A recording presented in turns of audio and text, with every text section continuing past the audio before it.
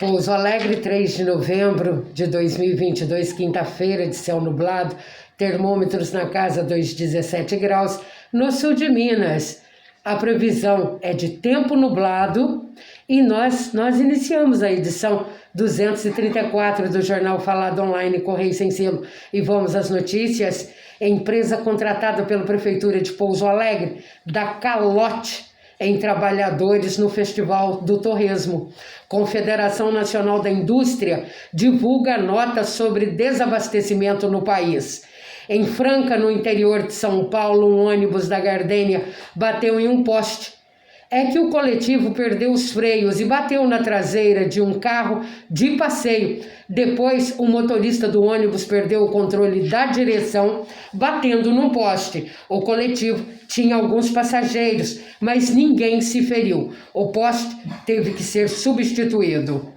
Em Poços de Caldas, no bairro São Geraldo, acontecia uma festa numa república de estudantes, quando um dos 4 homens que passavam pelo local teriam sido expulsos de um bar por comportamento inapropriado e invadiram a festa, passando a agredir as pessoas que participavam do evento.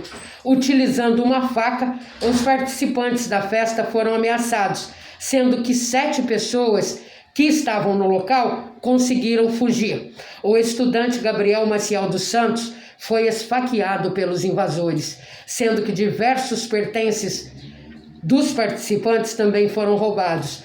Gabriel foi socorrido pelo SAMU, mas foi a óbito. Das 7 pessoas que fugiram, 4 foram feridas. Dos 4 suspeitos, 3 foram encontrados pela polícia militar e um deles empurrava a moto que roubaram no local da festa. Este foi o segundo homicídio registrado em Poços de Caldas em menos de 24 horas. O outro homicídio ocorrido na cidade aconteceu durante uma festa de Halloween, onde houve uma briga entre adolescentes, sendo que 2 deles agrediram um garoto de 14 anos com faca e soco inglês. O garoto Francisco Henrique Ferreira de Souza, agredido, bateu com a fivela de um cinto num dos agressores e um deles o nocauteou com o soco inglês e o outro acertou a vítima com um golpe de faca no tórax. Ele foi socorrido, mas não resistiu aos ferimentos, vindo a falecer. Os adolescentes foram encontrados pela polícia e conduzidos à delegacia de Poços de Caldas. E ontem, manifestantes pró-Bolsonaro realizaram uma manifestação em frente ao tiro de guerra em Lavras, pedindo a intervenção militar no Brasil. Em Pouso Alegre, a manifestação aconteceu em frente ao 14º Grupo de Artilharia de Campanha, Grupo Fernão Dias.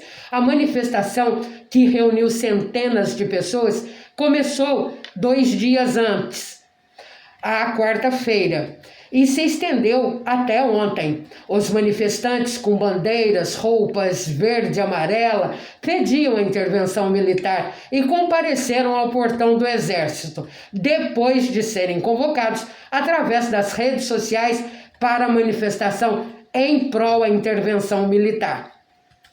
Em Pouso Alegre, quem esteve participando do evento em prol à intervenção militar foi o prefeito, coronel da reserva da Polícia Militar, José Dimas da Silva Fonseca, que posou para as fotografias junto aos manifestantes. O fato de o prefeito de Pouso Alegre apoiar a intervenção militar levou a população a um questionamento. Rafael Simões, eleito deputado federal por Pouso Alegre e pela região, deverá apoiar o Centrão, que dará as cartas no governo Lula. E com isso, Simões deverá se alinhar com o governo lulista para conseguir verbas parlamentares para o município e região. Como ficará José Dimas da Silva Fonseca dentro desse alinhamento, já que estava apoiando o pedido de intervenção militar? Em Três Corações, a manifestação aconteceu ontem na praça central da cidade e seguiu para a frente da Escola de Sargento das Armas AESA. Em Minas Gerais, o movimento em prol da intervenção militar está perdendo força. Dos 300 pontos de interdição nas rodovias mineiras, ontem o número tinha caído para 44, dentre eles estavam mantidos nas rodovias federais pontos de Guaxupé, Lavras, Boa Esperança e Piranguinho. Nas rodovias estaduais, os pontos mantidos eram de São Sebastião do Paraíso, Inconfidentes, Borda da Mata, Ouro Fino, Poços de Caldas, Campestre e Varginha. Eloy Mendes também, além de Alfenas, Paraguaçu e São Sebastião do Paraíso, dentre outros. E a Polícia Rodoviária Federal divulgou nota ontem informando que 563 pontos de interdição no protesto contra a eleição de Lula a presidente da República já foram liberados. No sul de Minas, os pontos recuaram de 28 para 13, realizados pelos bolsonaristas contrários à eleição de Lula. A Confederação Nacional da Indústria divulgou nota sobre o risco de desabastecimento e a falta de combustíveis, que pode afetar o país caso as rodovias não sejam rapidamente desbloqueadas. E segundo a nota, as indústrias já sentem os impactos no escoamento da produção e relatam casos de impossibilidade do deslocamento de trabalhadores. A paralisação, como afirmou a Confederação Nacional de Indústria, já atingiu o transporte de cargas essenciais como equipamentos e insumos para hospitais, bem como matérias-primas básicas para atividades industriais. 99% das indústrias utilizam as rodovias para transporte de sua produção no Brasil. Em Poços de Caldas, a maioria dos postos de gasolina já apresentava falta de combustíveis ontem. Se espera para hoje a normalização da situação com o desbloqueio das rodovias. Segundo nota do Instituto Butantan, os caminhões contendo 520 mil ovos utilizados para a produção de vacinas contra H3N2 chegaram ao Instituto com mais de 8 horas de atraso. As cargas ficaram presas em uma paralisação de caminhoneiros e, para seguir viagem, foi necessária a escolta da Polícia Militar até a entrada do Instituto. Os ovos são utilizados na fabricação da vacina contra a influenza, sendo que o Butantan fornece 80 milhões de doses desse imunizante ao Ministério da Saúde através do Programa Nacional de Imunizações. As doses em produção serão destinadas à imunização da população no Brasil ano que vem. Minas Gerais e os municípios que compõem o estado receberam do governo federal o pagamento dos recursos para o auxílio emergencial à gratuidade das pessoas idosas no transporte público coletivo urbano. Para Minas Gerais e municípios do estado foram disponibilizados R$ 120.394.088,89. Pouso Alegre receberá R$ 1.876.000. Itajubá, R$ 1.338.000. Poços de Caldas, R$ 2.489.000.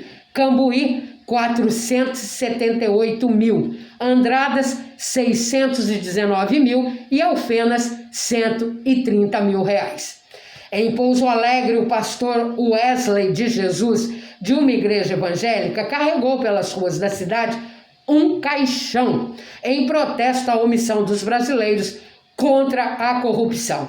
O protesto foi denominado de Manifesto Macabro. O pastor ainda carregava um cartaz onde lia-se omissão e corrupção. O protesto foi encerrado na Avenida Doutor Lisboa. Em Pouso Alegre, o SAMU foi vítima de trote, que dizia que uma carreta, ao furar um bloqueio das manifestações, teria atropelado 3 pessoas. O acidente teria ocorrido em Borda da Mata. A equipe do SAMU de Pouso Alegre se deslocou para o local e descobriu que se tratava de um trote. Coisa de quem não tem o que fazer, né? Porque isso é crime. Na BR-459, no trecho da Serra de Senador José Bento, o motorista do caminhão perdeu o controle da direção e chocou-se contra outro carro que seguia em direção contrária. Uma pessoa ficou presa entre as ferragens e a Polícia Rodoviária Federal compareceu ao local, juntamente com o Corpo de Bombeiros, para a retirada da vítima das ferragens. Criada em Pouso Alegre, o selo Benemérito Vem para Pouso Alegre, cujo objetivo é o de valorizar e motivar as pessoas físicas, iniciativa privada e entidades do terceiro setor para prestar serviços de apoio ao desenvolvimento do turismo. O projeto de lei de criação do selo foi aprovado em primeira votação pela Câmara de Vereadores. E a Prefeitura de Pouso Alegre poderá ser responsabilizada por crime caso a empresa contratada na realização do Festival do Torresmo, realizado no pátio do terminal rodoviário no final de semana, não pagar os funcionários contratados para a prestação de serviços. Os trabalhadores receberam um calote da empresa de Campinas, que não pagou os funcionários e nem os seguranças, indo embora com o dinheiro. A Prefeitura de Pouso Alegre, com essa mania de contratar os de fora ao invés dos da terra, contribuiu para que o calote ocorresse. Agora, se a empresa não pagar, caberá à Prefeitura o pagamento, sob pena de crime de responsabilidade, junto ao Ministério do Trabalho. A coleta de lixo de Pouso Alegre, suspensa ontem devido ao feriado de finados, será retomada hoje. Em Pouso Alegre, tudo é feito para não durar.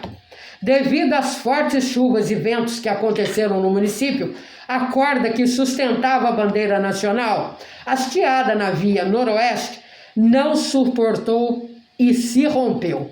A Prefeitura teve que retirar a bandeira, que deverá ser colocada ainda esta semana. Mais uma parcela do dinheiro do contribuinte indo para o ralo.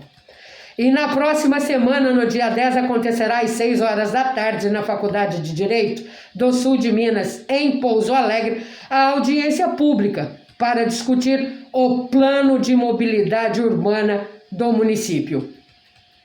Em Itajubá, um motorista de caminhão, ao fazer uma manobra na Avenida Poços de Caldas, quase atropela uma mulher que participava das manifestações pró-Bolsonaro. O motorista foi abordado por um guarda municipal de folga, afirmando para este que teria feito uso de bebida alcoólica, mas se negando a realizar o teste do bafômetro diante da polícia militar. O motorista declarou que, ao fazer uma conversão na contramão e ao sair da manifestação, ele não percebeu a mulher no local. Em Ouro Fino está aberta a inscrição na Diretoria Municipal de Educação para o curso de capacitação de formação de gestores. A inscrição poderá ser feita a partir de amanhã, no dia 7 e 8, das 8h30 da manhã às 11h30 e da 1h30 da tarde até as 4h30. Dentro do Campeonato de Futebol Veterano de Ouro Fino, Inconfidentes venceu o time Milionários por 4-2 e o Cafeeira venceu o BSJ União por 5-2. Em Monte Sião, o Sindicato Rural irá passar por melhorias, como reforma do telhado, calhas e pintura do prédio, além da reativação do Conselho Municipal de Desenvolvimento Rural. A informação foi divulgada depois da reunião ocorrida entre o diretor de Agricultura, Pecuária e Desenvolvimento de Monte Sião e a diretoria do sindicato. Em Confidentes receberá investimentos da CEMIG. A informação foi divulgada pela Prefeitura, onde um transformador já foi instalado no bairro Munjolinho. E novos projetos deverão ser feitos para o próximo ano até 2027, com investimentos de R$ 1.900.000. O Jornal Falado Online Correio Sem Selo, onde a notícia anda de boca em boca, edição 234 desta quinta-feira, 3 de novembro de 2022, termina aqui. Apresentação, redação e edição da jornalista Sônia Cabral com seus colaboradores. A todos, ótima quinta e até amanhã.